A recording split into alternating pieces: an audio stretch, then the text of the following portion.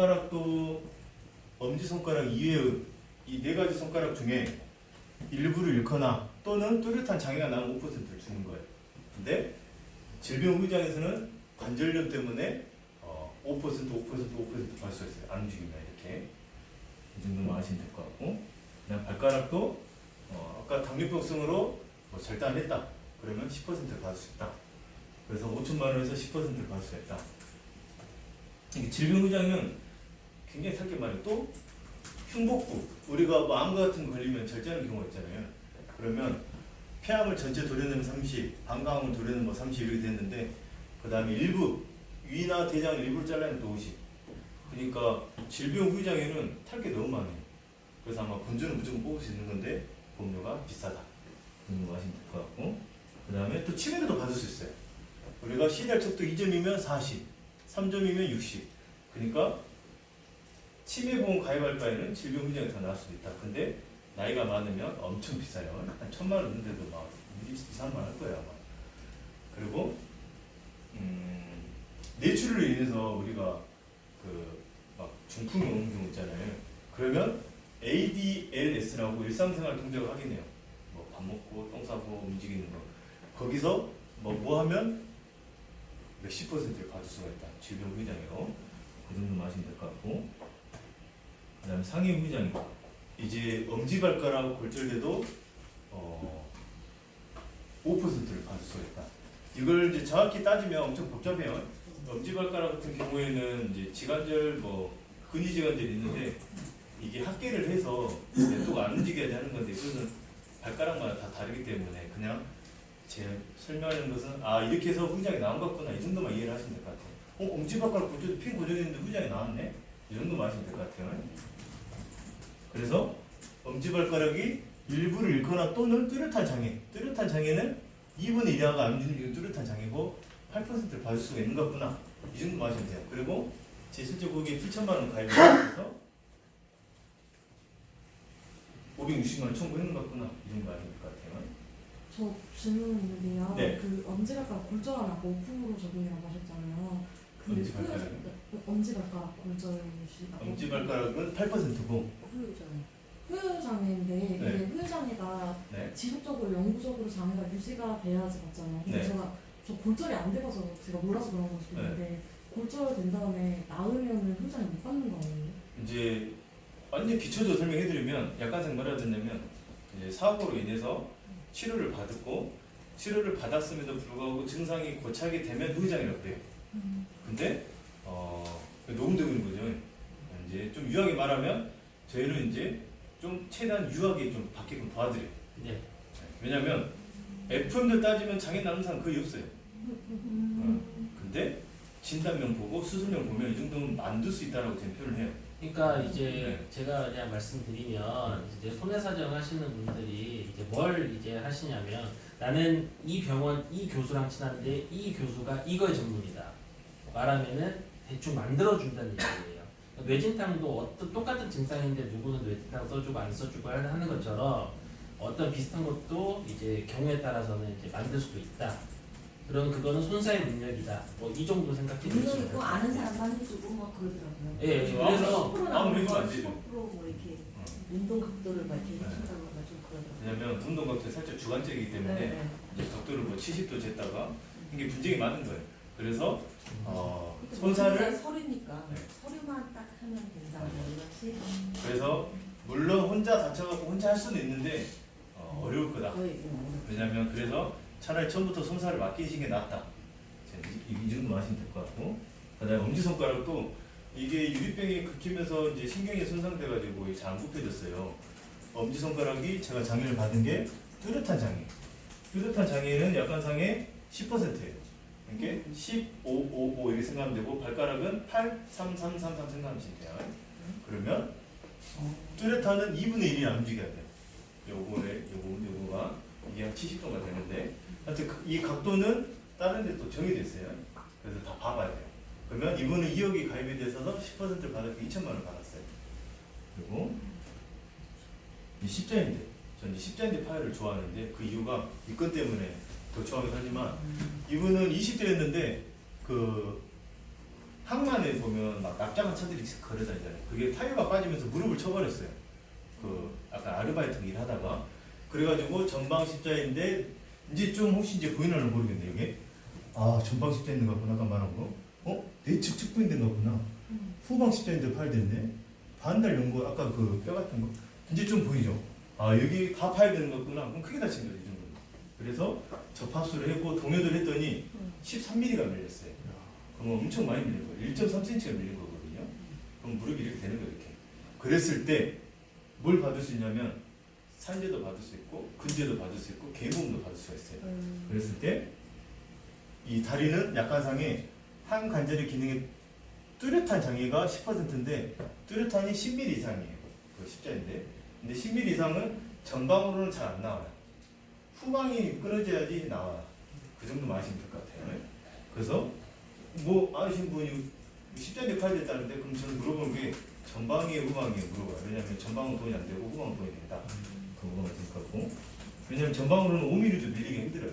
암은 수술을 못하고 잘하더라도. 근데 후방은 10mm 이상도 밀리긴 해요. 그러면 이제 거기 아까 그 공단에서 제가 수임 받기 전에 9,900만 원 준다 했었어요. 근데 이게 산재가 포함되어 있었어요. 휴업급여 장애급여가. 그러면 산재가 빼면 한 5천만 원 정도 되는 수준이었어요. 그럼 저는 계약을 맺을 때 이거 초과액의 40% 주라 했어요.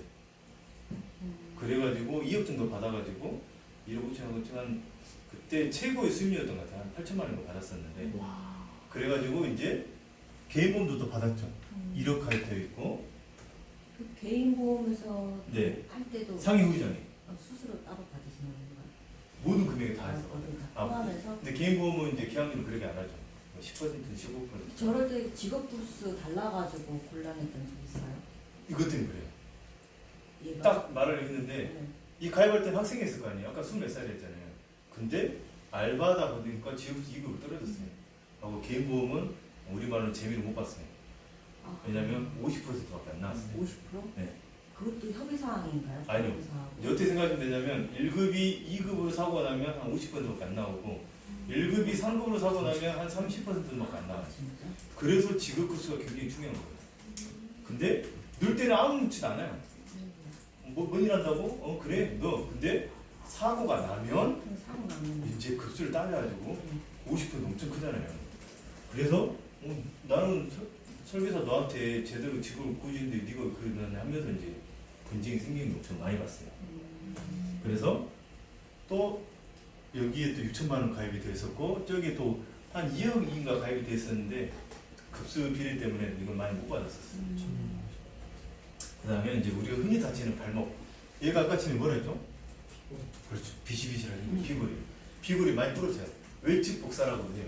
이것은 뭐 안 몰라도 되는데 이분도 결국은 접히는 경우가 많잖아요. 산이나 구두가 되실 때 그러면 이것도 2분 이하로 제가 장애 진단을 받아서 그러면 뚜렷하니 이것도 운동 범위 2분의 1 그러면 뚜렷한은 10%또 받는 거예요.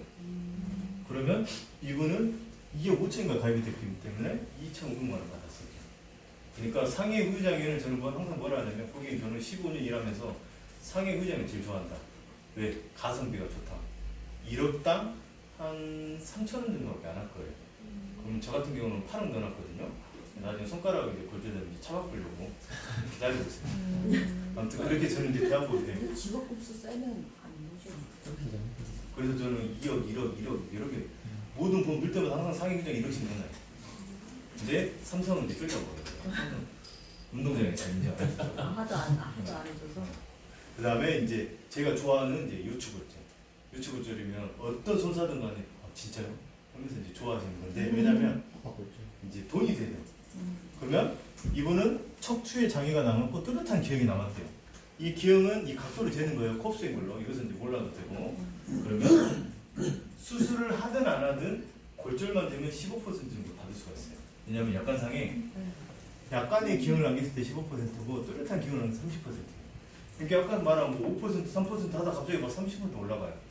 그러면 5억만 가입돼서 1억 5천이 되는 거예요. 그래서 좋아하는 거예요. 척추골절을. 그래서 이것만 찾아서 영업하시는 분도 계세요. 어떻게 하냐면 정형외과 이런 데 가서 압박코드 차신 분도 가면 끈질기게 달라붙어요. 그날 가고 또 가고 또 가고 그렇게 영업을 하신다 하더라고요. 그래서 뚜렷한 경우는 15도가 전만증이나 후만증 되면 주는 거예요. 15도요. 그러면 이분은 3천만 원 가입이 되어 있고 8천만 원 가입돼 있어서 한 2천 원 얼마 탔었어요.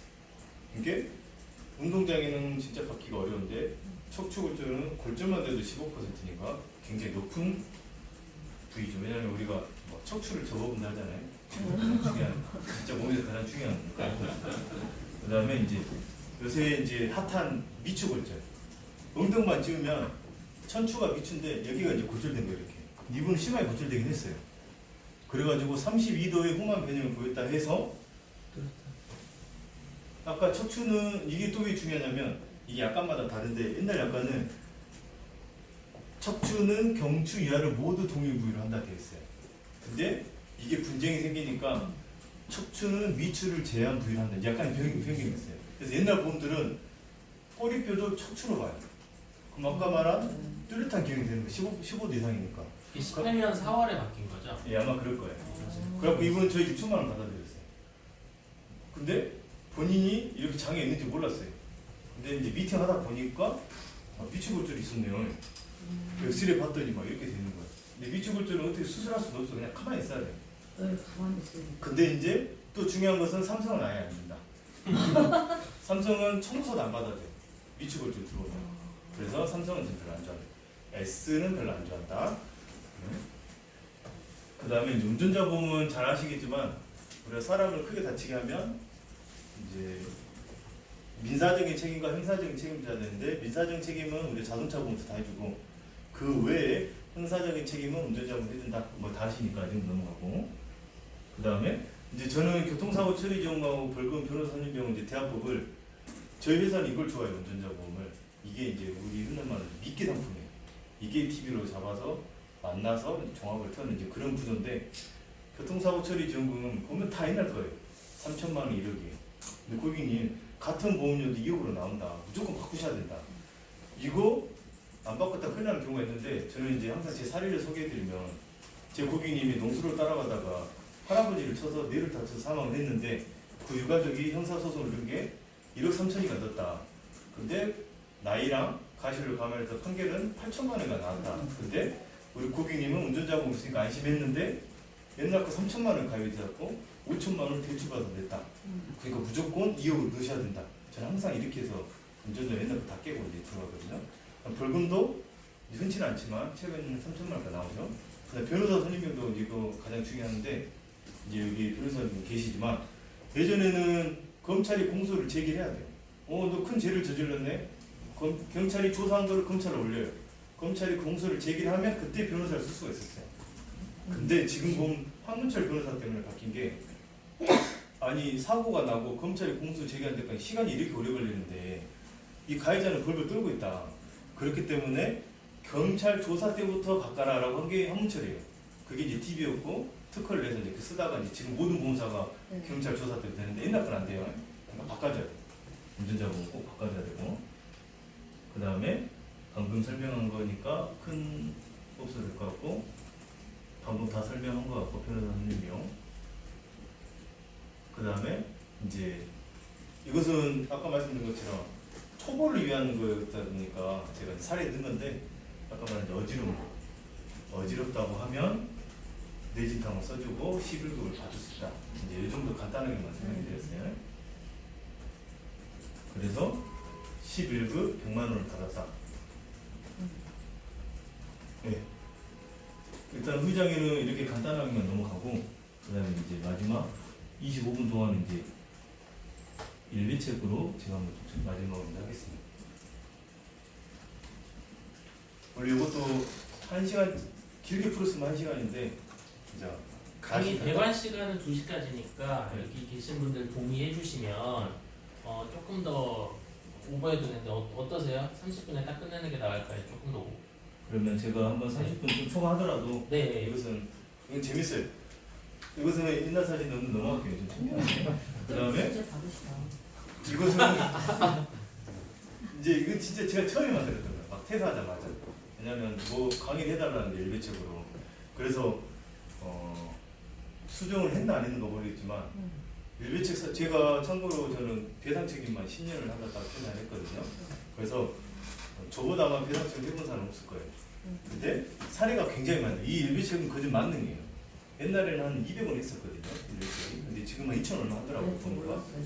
제가 이것 때문에 민원을 받을 만한 했던 적이 뭐였냐면 너무 진상 고객이어서 고객이 고작 250원 정도 일배책 가지고 뭐 이렇게 많이 바라시냐 그 말 했더니 뭐 250원밖에 안 한다고 막 해서 그런 건 있었는데 아무튼 이제 순서는 이렇게 되어 있고 하나씩 보면 이것도 제가 앞서 설명했기 때문에 참고로 제 이름 네이버에 치면 블로그랑 인스타 나옵니다. 인스타는 그 좋아요가 아니라 팔로우 부탁드리겠습니다. 그리고 이제 제가 최대한 쉽게 설명드리면 배상 책임이 참 재밌는 게 뭐냐면 국어사전은 남의 권리를 침해한 사람 뭐 써졌는데 보험주 의미만 봤을 때는 내가 보험 기간 중에 남한테 몸이나 물건에 손해를 입히고 일단 이게 전제가 돼야 돼요. 손해를 입혔을 때 그다음 두 가지가 성립이 돼야 돼요. 법률상 손해배상 책임이 있어야 되고 약관상도 담보를 해야지 돈이 나가는 거예요. 그러면 법률상 손해배상 책임은 제가 이제 변호사님 앞에 이런 얘기를 해도 제가 이제 보험적으로 하니까 좀 설명드릴게요. 이제 민법으로 따져야 돼요. 그러면 민법으로 따질 때 가장 중요한 기초가 750조 불법행위라는 게 있어요. 내가 이 사람을 다치게 하면 무조건 750조가 성립하는 거예요. 왜? 불법행위로 인해서 나한테 피해를 입혔기 때문에. 그랬을 때 배상 책임이라는 표현을 쓰는 거예요. 근데 이제 보통 질문들이 뭐가 올라오냐면 우리 딸이 우리 아빠 거 파손시켰는데 뭐 어때요? 이런 거 물어보잖아요. 777조. 그렇죠. 예. 근데 이제 나로 인해서 아빠 거를 피해를 입혔기 때문에 법률상 손해배상 책임이 일어나겠죠. 근데 약관상에는 그들은 내 책임. 그러니까 다시 정리를 하면 배상 책임으로 돈이 나가려면 두 가지가 성립이 돼야 된다. 법률상 손해배상 책임과 약관상 면책 이상이 없어야 된다. 그러면 여기 있네. 법률상 손해배상 책임도 성립하고 약관상도 담보가 돼야 된다. 봤을 때 일단은 종류가 세 가지예요. 가족 일배책이 있고 그냥 일배책이 있고 자녀 일배책이 있는데 일배책은 피보험자 그 다음에 배우자 우리 마누라 그 다음에 피보험자 또는 배우자와 생계를 같이 하고 등본상 동거친족. 이게 뭔 말이냐면 예를 들어서 우리 아들이 서울대 갔어요. 그러면 생계를 같이 하고 내가 생활비를 보내죠. 50만 원. 그러면 생계를 같이 하고 있다고 보는 거예요. 그리고 그러면 이 말은 뭔 말이냐면 얘가 장가도 안 가고 대학교에서 있는데 얘가 보험을 없어 일배책이. 근데 친구를 다치겠어요. 그랬을 때 내 보험 가족 일배책으로 해줄 수도 있다는 거예요. 근데 안 되는 상황이 뭐냐면 아들이 장가를 갔어요. 근데 장가를 가고 가정을 꾸렸는데 걔가 보험이 없어요. 저랑 생계를 같이 하는 게 아니잖아요. 그때는 안 돼요. 이게 생계를 같이 해야 된다니까. 와이프도 안 되죠. 그쪽 와이프. 그쪽 와이프. 어쪽 와이프. 이게 지금은 이제 일배책을 아시지만 옛날에는 이게 잘 몰랐어요. 그래서 이거 되냐 안 되냐 이런 질문들을 많이 했는데 생계를 같이 한다는 말은 그냥 내 돈으로 애를 먹여 살린다 이 정도 마시면 될 것 같아요. 내 용돈을 보낸다. 그럼 생계를 같이 하고 있다 봐요. 그 다음 네 번째는 여기 있네. 이거구나. 죄송합니다. 네 번째 여기 있네. 생계를 같이 하는 별거 중인 미혼자는 서울대학교 가서 기숙사 생활하는 그 애가 보험이 없을 때도 내 가족 일상생활 배상 책임으로도 볼 수가 있다. 피보험자로. 이 정도 하시면 될 것 같고 그 다음에 등본상 동거친족이라고 예를 들어서 이모가 이혼하면서 이모 딸을 저한테 갖고 왔어요. 데리고 왔어요. 이모 딸이 보험이 없어요. 그럼 적하겠죠? 근데 타인을 다치겠어요. 그때 등본상 같이 돼 있으면 같이 피보험자를 본다. 뭐 이 정도 하시면 될 것 같고 그 다음에 예전에는 일상생활 배상 책임으로 팔았었어요. 이것은 본인, 배우자, 그 다음에 실무적으로는 6학년까지만 되더라고요. 예를 들어서 중학교 2학년이 누군가 다치겠어요. 그럼 부모의 일배책밖에 없었어요. 그럴 경우에는 안 돼요. 판례나 실무적으로. 그런데 초등학교 6학년까지 또 부모 일배책을 해주더라고요. 제가 또 많이 해줬어요. 그 부분도. 그 다음에 자녀 배책은 잘 아시겠지만 그 자녀만 돼요. 그러면 이제 보상 손해는 아까 말한 것처럼 타인의 신체에 장애를 입히거나 남의 것 물건을 망가뜨려서 법률상 배상 책임이 있을 경우에 보상하는 손해인데 그게 수정했네. 예전에는 이 빨간 말이 없었고 피보험자가 주거하고 있는 주택에 의해서 사용 또는 관리에 기인한 사고를 해준다는 거였어요. 이게 뭔 말이냐면 누수가. 이게 이 취지는 내가 살고 있는 집만 해준다는 취지였어요. 근데 너무 분쟁이 많다 보니 최근에 제가 회사 나오고 난 뒤에 이제 약간이 바뀐 건데 주택의 소유자가 임대 등을 통해 주거를 허락한 자가 살고 있는 것도 해준다는 거예요. 이게 뭔 말이냐면 내가 집이 두 채예요. 근데 하나는 월세를 내줬어요. 근데 누수 원인이 배관이나 방수층이었어요. 그러면 내가 사용 또는 관리에 기인했다 볼 수가 있는 거예요. 내 거기 때문에. 왜냐면 배관이나 방수층은 월세자한테 사용 관리를 묻기는 어려워. 소유자한테 책임을 물어요. 그렇기 때문에 내 책임이에요. 내가 살고 있진 않지만. 근데 보험은 옛날에는 그게 다 면책이었어요. 너희 집이 아니니까 너희 살고 있는 집만 해준다. 근데 약관이 바뀌면서 둘 중에 하나를 해주겠다는 거예요. 그게 증권에 기재된 주택만 해준다는 거예요. 근데 이게 아마 어떤 경우가 발생하냐면 예를 들어서 월세를 내줬어요. 나를 책임이 2천만 원 피해가 났어요. 근데 임대 배상 책임을 안 넣어놓고 그냥 내 보험을 해석하고 싶어요. 가족일배책으로. 그럼 뭐 나 등본상 옮겨놨다 여기 살고 있다 이제 이러면서 이제 어떻게 하려고 하는데 증권에 기재된 주택을 해야 돼요. 이게 정리를 하면 내가 살거나 월세를 내주는 것 중에 증권에 기재된 주택을 해준다. 이렇게 하시면 될 것 같아요. 그 다음에 일상생활에 기회나 우연한 사고를 해준다. 그러니까 내가 주거하고 있는 주택, 일상생활 두 개를 해준다. 이렇게 보시면 될 것 같아요. 그 다음에 이제 주요 면책사항은 이제 다 할 필요 없는데 당연히 고의는 어떤 보면 안 돼요. 그 다음에 이제 직무수행 이게 이제 분쟁이 많은데 과연 직무수행 어디까지 분쟁일 거예요. 근데 제가 실무들 봤을 때는 여기서 목수가 3층에서 망치질 하다가 떨쳐가지고 행인이 머리가 사망했어요. 그럴 때는 직무수행을 보는 거예요. 왜? 목수가 하는 짓은 망치지기 때문에. 근데 어떤 경우가 있었냐면 예를 들어 설계사가 그냥 동료 직원 뭐 책상을 옮겨주다가 노트북을 파손시켰어요. 과연 설계사에게 직무수행을 보냐 안 보냐 이런 분쟁이 있는데 직무수행으로 보지는 않는다고 했어요. 왜냐하면 직접적인 원인이 이게 중요하거든요. 설계사는 설계를 하고 보험파는 일이지 뭐 모니터 옮기는 게 직무수행이랑 연결되지 않는다. 이게 사고 원인에 따라서 또 달라진다. 이 정도 마시면 될 것 같고 두 번째는 아까 말한 것처럼 같은 시점감이 안 돼요. 그 다음에 이게 이제 가장 분쟁이 많은 건데 내가 소유하고 사용 또는 관리하는 재물이 손해를 입었어요. 그때는 해줄 거 아닙니까? 이게 이제 가장 흔한 게 뭐냐면 제가 이제 팀장님 핸드폰을 이제 보다가 이렇게 노트북 빌렸어요. 하고 쓰다가 하룻밤 쓰고 줄게. 근데 마장되었어요. 제 건 아니잖아요. 근데 제가 파서 시켰잖아요. 그때 될까 안 될까요? 허락을 받았으니까 음. 관리상 허락을 용인을 이게 안 돼요. 하는. 왜냐면 물건 같은 경우에는 주인이 없어요. 안 써져 있어요. 그러면 내가 노트북을 빌려면 내가 소유하고 사용하고 관리하는 물건으로 보는 거예요. 그렇기 때문에 그것은 손해배상 책임은 안 해준다는 거예요. 그래서 이게 분쟁이 많아요. 그러면 어떤 경우는 되냐면 팀장님 잠깐 들고 있다가 제가 이렇게 잠깐 쓰고 하다가 떨쳐버렸어요. 그때는 내가 소유하고 사용했다 보기가 어려워요. 그때는 또 해줘요. 그러니까 내가 빌려 가가지고 완전 소유하고 사용했을 때는 면책이고, 근데 어느 정도 쓰고 있는 거 살짝 건드렸을 때는 이게 배상 책임 사기가 많아요. 말 한마디 이게 달라지거든요. 그래서 저는 사기꾼들 한 50명 잡았어요. 네. 매일 눈으로 아주 질문 한 500까지 해가지고 잡았는데 아무튼 이게 분쟁이 좀 많아요.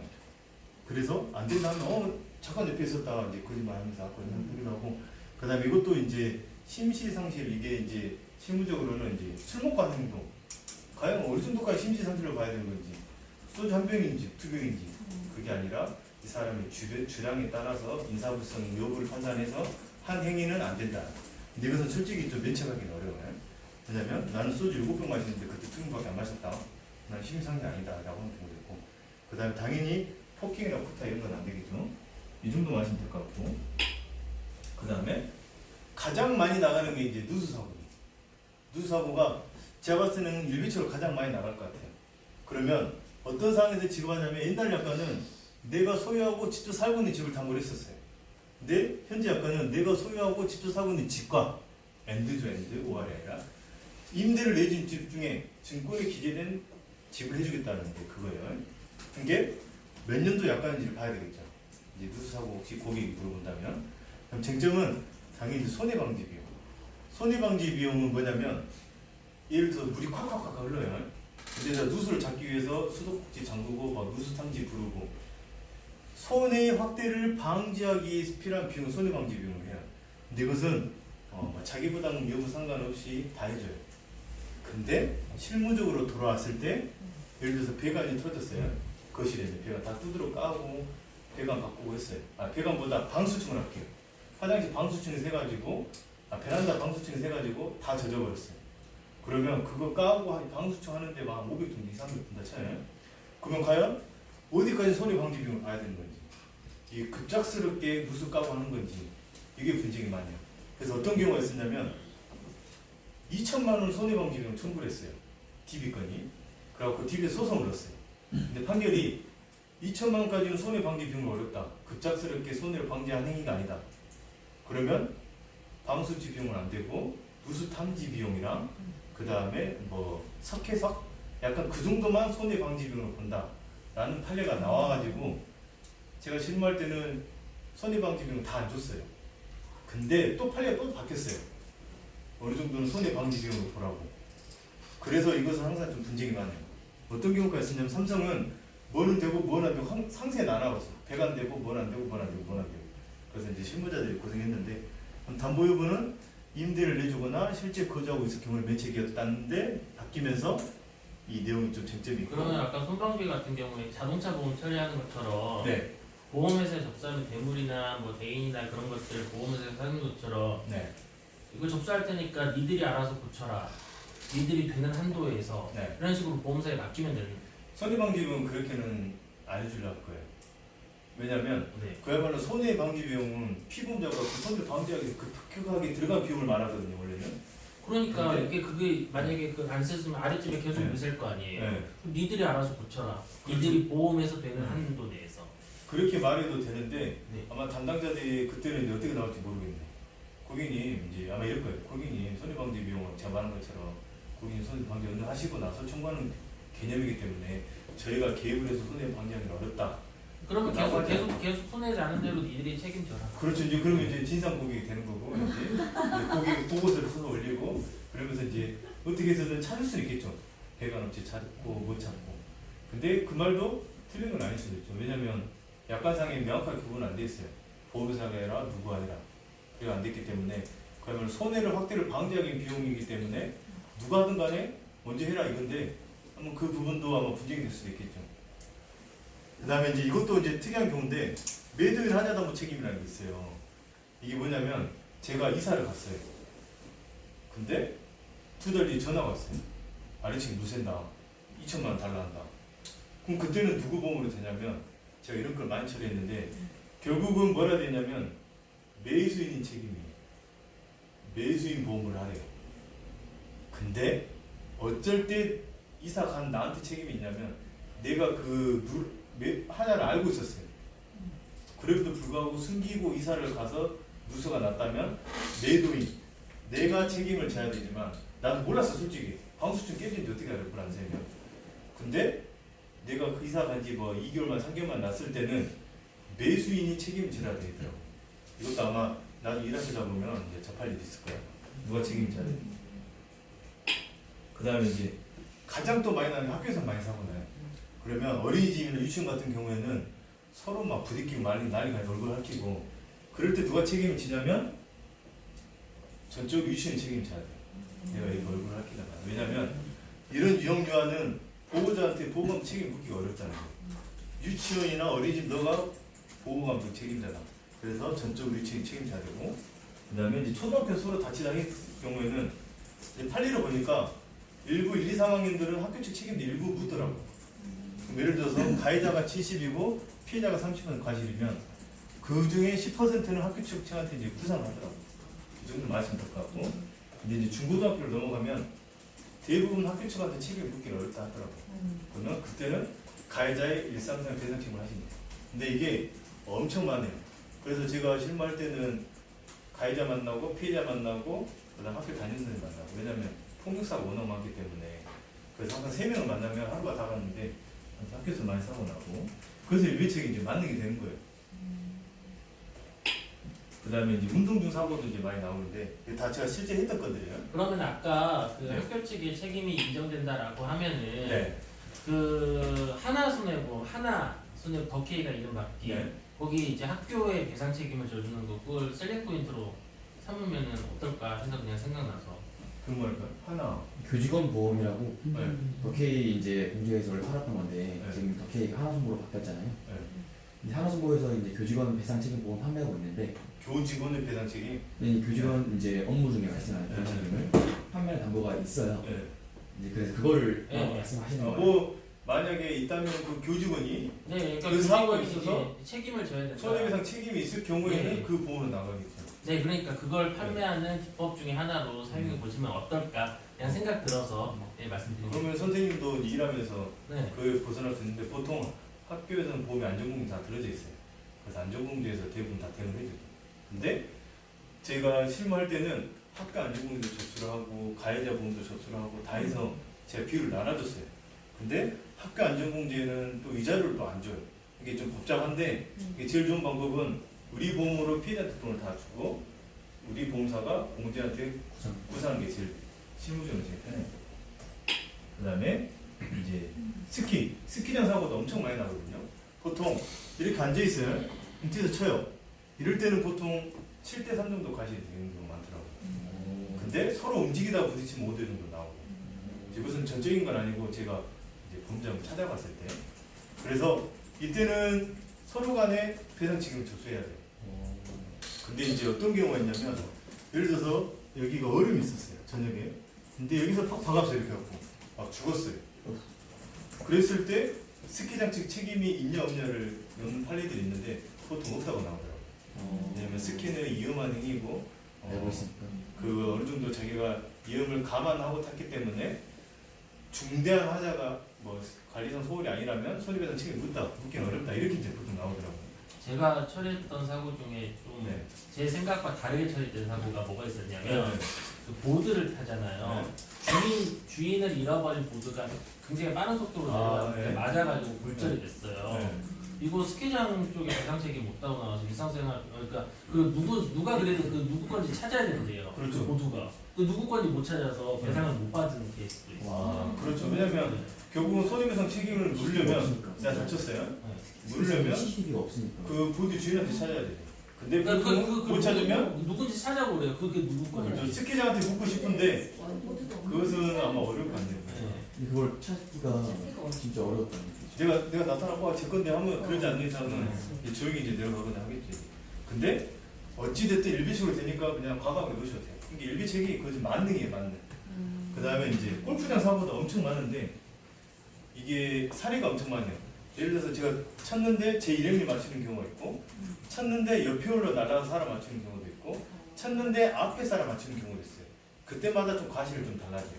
예를 들어서 이름을 맞췄을 경우에는 내가 가해자가 40% 과실 있고 골프장도 안전하게 골프장 운영해야 되는데 소홀했기 때문에 30% 과실 있고 캐디는 그 자리에 같이 있었기 때문에 고객들한테 안전하게 캐디를 해야 되는 의무인데 그 과실 30% 있고 피해자도 그 티샷을 친 사람 뒤에 있어야 되는데 앞에 있었기 때문에 이게 골프장 사고가 제가 가해자의 중복보험 포함해서 6개, 체육시설 1개, 그 다음 캐디 종합보험 한 5개인가 접수해가지고 처리한 적이 있는데 굉장히 복잡해요 이거. 저 궁금한 게 합치면은 네. 120%잖아요.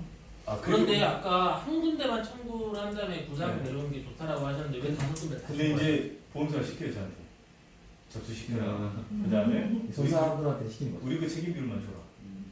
이렇게 FM도 따지면 먼저 접수된 회사가 먼저 다 주고 구상하는 게 맞는데 보험사 담당자가 이거 빨리 책임 소재 찾아가지고 빨리 접수시키라고 이제 그런 경우가 담당자들이 많이 있어요. 왜냐면 그쪽 담당자들이 최대한 돈 조금 전에 일을 잘한 거기 때문에.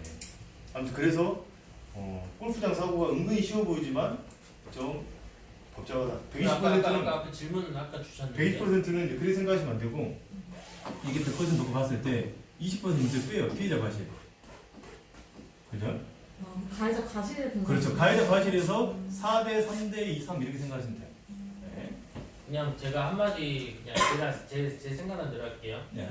골프 보험에 골프 배상 책임이 있고요. 네. 펫보험에 애견 배상 책임이 있거든요. 네. 그냥 그런 거 가입시키지 마세요. 일상생활 배상 책임으로 다 돼요. 그리고 애견 배상 책임 뭐하러 가입하고 골프 배상 책임 뭐하러 가입을 해요? 다 해줘요 일배측이. 네, 그 바보 같은 짓이에요.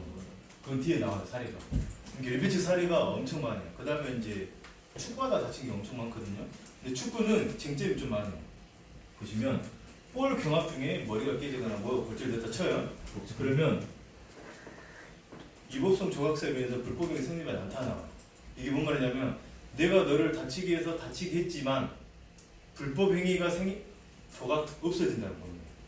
그 말은 뭔 말이냐면 너가 사고 어느 정도 이혼을 감수하고 들어왔기 때문에 서로 간에 손해배상 책임 묻지 않는다고 봐요. 근데 어느 때 해주냐면 백테크는 또 해줘요. 백테크까지는 내가 이혼을 감수하지 않았다고 보더라고. 이것은 제 생각이 아니라 전적으로 법률자면 판례를 감안한 거예요. 그래서 축구 중에 발생한 사고는 보통 어떻게 만들어보냐면 이제 옆에 공놀이 하다 다쳤다 이거. 공놀이는 축구 경기가 아니기 때문에 이게 놀이랑 경기는 또 달라요. 그게 이게 말 한마디 차이가 또 다른데 이래서 예를 들어서 축구 중에 사고 났어요. 근데 저 같은 아는 사람이 기획을 하면 야 옆에서 그 사람 다 뛰고 있을 때 그 공놀이 하다 뺐다가 다리 걷어가지고 다쳤다 하자. 그것은 또 이법성 조각사유가 또 안 돼요. 이게 사고 경위에 따라서 달라져요. 이게 사례를 좀 많이 접해봐야지 이제 이건 일반 설계사분들 좀 어렵고 배상 책임 한 사람도 좀 많이 접해봐야지 좀 알 수 있는 상황인 것 같고 그다음에 스쿼시도 이게 은근히 사고 많이 나요. 왜냐면 같은 편 얼굴을 막 때려보거든요. 막 이렇게 하고 그랬을 경우에는 서로 5대5 정도 가지를 묻는다 이렇게 되더라고요. 그다음에 이제 우리 취미생활도 엄청 많은데 이제 낚시도 사고 안 날 것 같지만 이게 이렇게 하다가 옆에 사람에게 봉출 이만한 걸로 앞니빨 6개 나갈 것 같아 처리는 있고 근데 솔직히 모르겠어요. 주먹으로 때리는지 모르겠는데 내가 입증 못하기 때문에 봉출을 해서 해준 적도 있고 그 다음에 이분들이 이제 밟고 가서 깨지는 경우도 있어요. 근데 낚싯대가 겁나 비싸 이게 300만 원, 400만 원. 그 다음에 이제 여기서 또 하나 설명을 드리면 대인하고 대물이 나란히 대물은 물건인데 물건은 수리비 다 주는 게 아니에요. 감가를 해요. 이제 이것은 나중에 실무적으로 혹시 물어본다면 제가 말씀드리고 그 다음에 자전거 타다 또 발생 사고도 많아요. 자전거를 타다가 보행이 실수가 있고 자전거끼리 서로 부딪힌 경우도 있어요. 이것도 일비책이죠. 근데 킥보드 타다 사고 나는 경우도 있어요. 이것은 안 돼요. 아니 킥보드도요. 네. 돼요. 단 전동 킥보드 안 되고요. 전기 자전거 안 돼요. 네. 동력이 뭔가가 중요하다. 그래서 여기 보시면 동력은 면책이에요. 뭔 말이냐면 손으로 당기거나 전기로 가는 건 안 되지만 인력으로 되는 것도 돼요. 이게 어떤 경우냐면 전기 킥보드를 당기고 가다가 사고 나면 면책이지만 전기 킥보드를 발로 밀고 가다 사고 나면 인력이기 때문에 더 해줘요. 이게 배상 책임이 참 말 한마디에 따라서 되게 달라져요. 이 정도 수준 아시면 될 것 같고 그 다음에 이제 개 사고가 엄청 많아요. 이거 제가 실제 처리했던 건인데 개가 사람 무는 경우가 있고 개가 닭을 다 잡아먹는 경우가 있었어요. 개가 사람을 물었을 때는 배상 책임 당연히 돼요. 왜냐하면 동물 점유자 책임이라 해서 동물을 점유하고 있는 사람은 타인에게 신체를 피해를 입히지 않도록 관리가 있어요. 의무가 있어요. 그걸 소홀했기 때문에 동물의 점유자는 내가 손해배상 책임이 있어요. 그래서 일상생활 배상 책임 해주는 거예요. 그게 민법 제 756인가? 반려견 동물 점유자 책임이 아무튼 그런 게 있어요. 그리고 반려견이 닭들이 이게 좀 특이한 건인데 저희는 전남이거든요. 전남에 이제 영암 쪽에 비닐하우스 안에 닭을 키우는 경우가 있고 그 다음에 마을에 있는데 개 입안은 개가 있었어요. 풀어져가지고 닭을 70마리가 물어 죽이는 거예요. 아주 파티했겠죠 혼자서. 그래가지고 제가 닭 한 마리가 1000개였는데 한 돈천만 가까이 했는 게 있어요. 그 다음에 개가 개를 부는 경우 엄청 무섭게 생겼죠. 개가 개를 부는 경우도 있어요. 이때는 당연히 이것도 또 일배체도 돼요. 네, 동물의 점유자는 동물로 인해서 타인이 신체에 피해를 입히지 않도록 할 의무가 있는데 그걸 소홀했기 때문에 책임이 있다라는 거고 다시 여기 돌아가면 어떤 판례가 있냐면 개가 귀엽다고 묶어져 있어요. 귀엽다고 만지다가 물렸어요. 그때는 또 손해배상 책임이 없어요. 왜냐하면 먼저 행위를 이어했기 때문에 개가 물었기 때문에 개의 점유자한테 책임 묻기 어렵다는 판례도 있어요. 이게 참 말 한마디에 이게 되냐 안 되냐는 좀 달라져요. 그리고 개는 당연히 아시겠지만 꽤 비싸요. 치료비가 피해자도 보면 100% 네. 과실 이런 거 안 해서 아, 어떻게든 과실 잡혀요. 어, 지금은 다 과실이 다 있는 것들이에요. 어느 정도. 빵 프로는 없는 것 같아요. 빵 프로는 그게 없어요. 배상책임 같은 경우는. 가만히 있는데 뒤에서 밀었거나 나는 어떤 행위를 가담하지 않았는데 갑자기 밀었거나 그때는 과실